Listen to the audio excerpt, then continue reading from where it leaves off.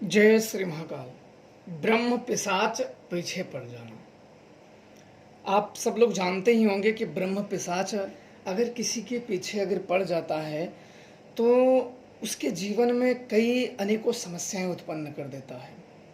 कभी कभी वो इतना विकट रूप धारण कर लेता है कि छुड़ा पाना मुश्किल लगने लगता है।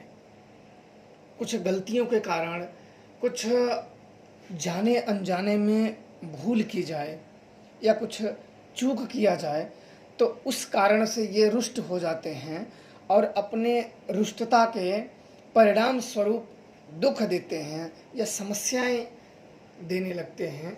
और कोई कोई व्यक्ति अपनी शत्रुता के कारण या उससे बैर भाव के कारण भी किसी को लगा देता है। अगर किसी के अधीन में है कोई ब्रह्म राक्षस या ब्रह्म पिशाच या कोई शक्ति, तो वो अपने निजी स्वार्थ पूर्ति के लिए किसी को ऊपर लगा देता है, जो कि गलत होता है।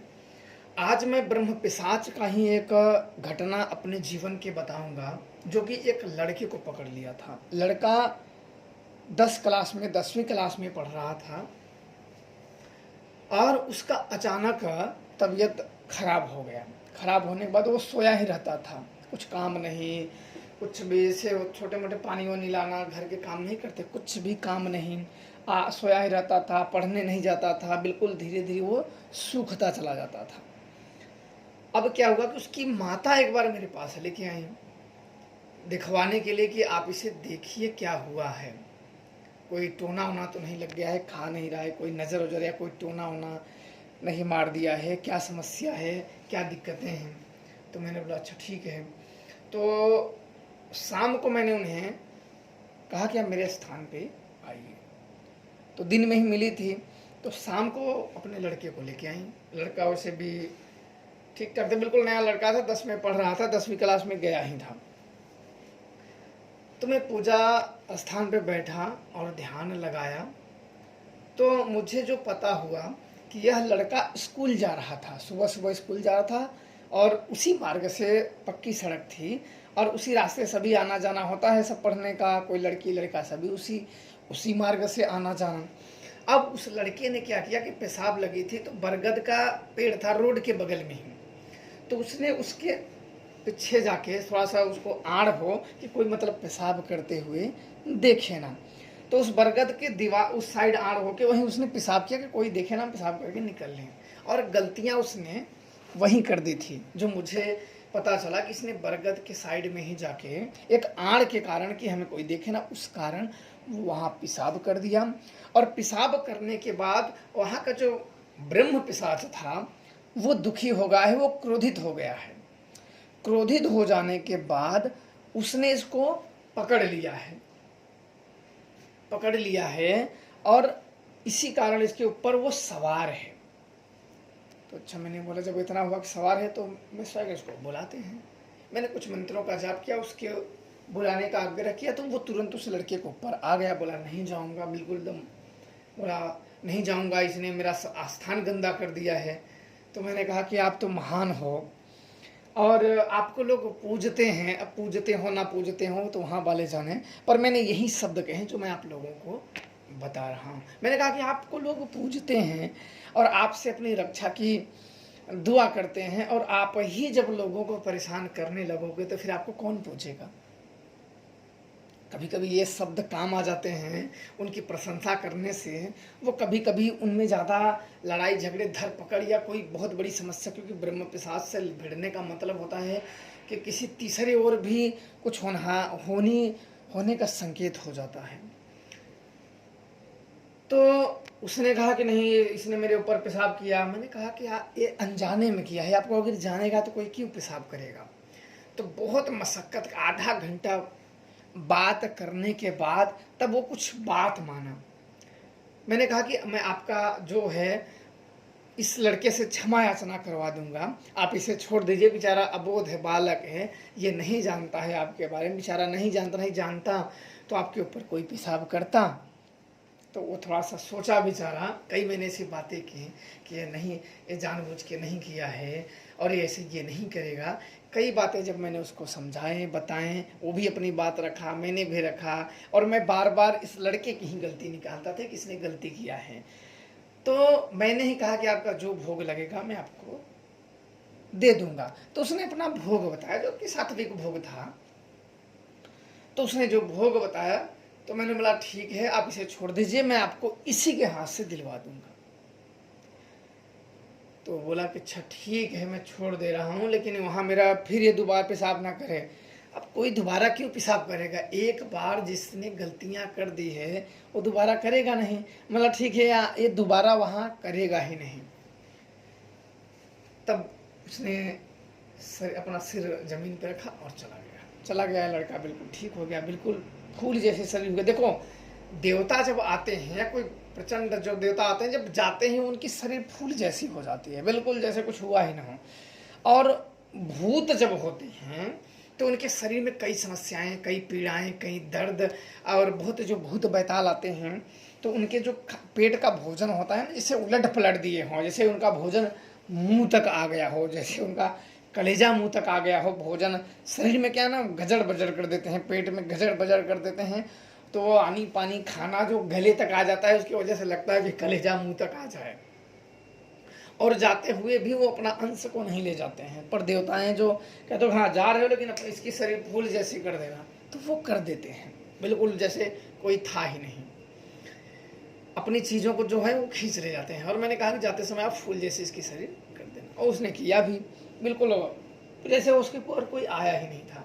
तो मैंने उससे पूछा कि क्या तुम पढ़ने जा रहे थे तो बरगद के पीछे तुमने पेशाब किया था 1 हफ्ते पहले? तो उसने कहा हाँ, मैंने पढ़ने जा रहा था तो मुझे बड़ी पेशाब लगी थी, तो कहीं वो नहीं दिख रहा था कि मैं छुपने का कहीं स्थान है कि कहाँ छुप के कर लूँ, तो मुझे वो बरगद का ही वृक्ष दिखा और मैं उसी के पीछे जाके पेशाब कर लिया कि कोई देखे ना। मैंने बस वही गलतियाँ हैं, वही तुमने गलती कर दी है और वही का तुम्हें पकड़ लिया। और उनकी माता जी का मैं आप लोगों को बता दूं, जब वो घर आया, तबीयत खराब हुआ था, तो उनकी माता जी कुछ काम बोलती हैं, उठने के लिए बोलती हैं, तो वो सोया ही रहता था।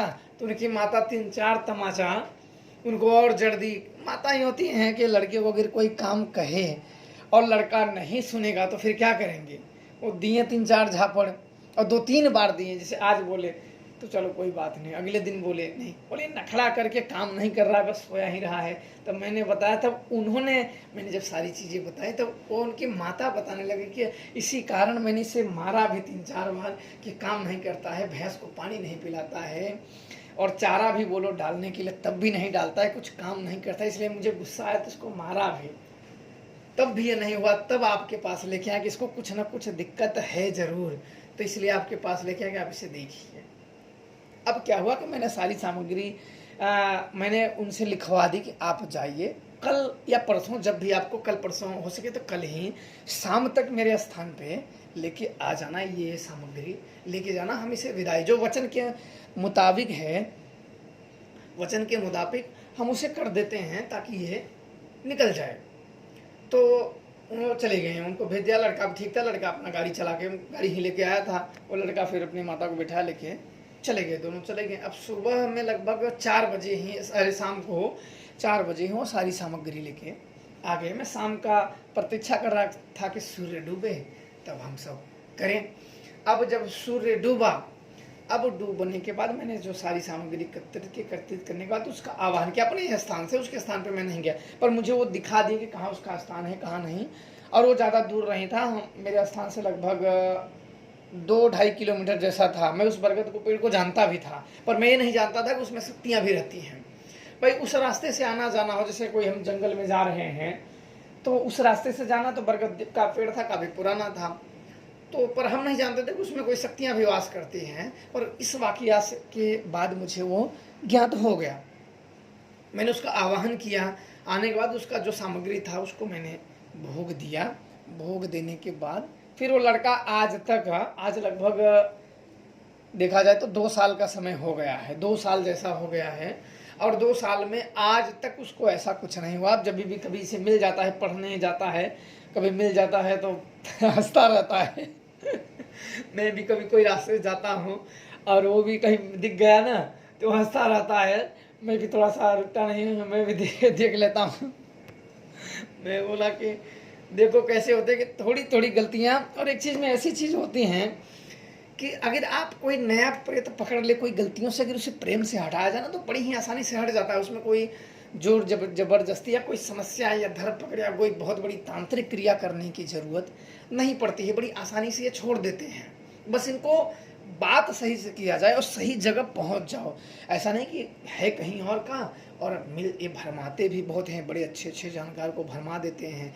भरमाने का मतलब होता है ये सही अपना पेटा नहीं देते हैं, सही जानकारी नहीं देते। बड़े अच्छे अच्छे जानकार, भूत कुछ और होता है, दिखाते कुछ और हैं, बताते कुछ और हैं। ये भरमा देते हैं और उसी कारण से ये ठीक नहीं होते हैं।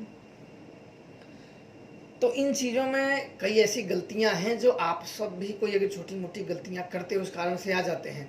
समय से पहले अगर उनका ना किया जाए ना तो बहुत बड़ा रूप धारण कर लेते हैं। जैसे उस लड़के का बहुत ही आसानी से चला गया, न कोई बहुत बड़ी समस्या, न कोई बहुत बड़ी दिक्कत, न धर पकड़, न कुछ, बिल्कुल बातों से ही निकल गया और चला गया और फिर आया ही नहीं। जो शानदार होते हैं ना, एक होते हैं ना एक चोर बदमाश टाइप के होते हैं, उनको बातों का फर्क नहीं पड़ता है। वो बोलेंगे हम, कई लोगों, आप लोग जानते होंगे कि कई लोगों के जीवन में ऐसा होगा, हाँ हम चले जाएंगे, कसम खिलवा लोगे, सब थूक के चटवा लोगे, लेकिन अगले दिन फिर वो मुंह बना के आ जाएंगे बेशर्म की तरह।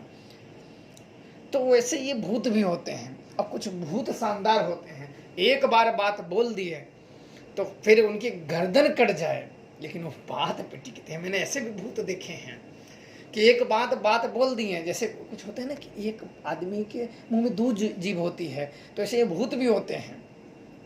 मुझे लगता है कि ऐसे ही लोग मर के हो जाते हैं जिसके इधर भी चले उधर भी चले, 2 नाव पे चढ़े होते हैं। मतलब ये डगडगाने लगे तो उस पे पैर रख लिए, वो हिलने लगे तो उस पे रख लिए। तो ये बड़े चतुर होते हैं, भूत भी ऐसे होते हैं।